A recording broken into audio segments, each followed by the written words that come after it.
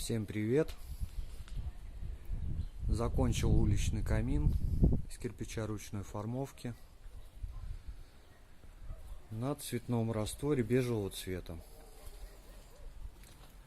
В основном он будет использоваться как камин, но также будет использоваться как мангал. Заказчик заказал уже вставку под шампура, которая будет вытаскиваться и в дальнейшем будет опять использоваться по назначению как камин. Кирпич неплохого качества.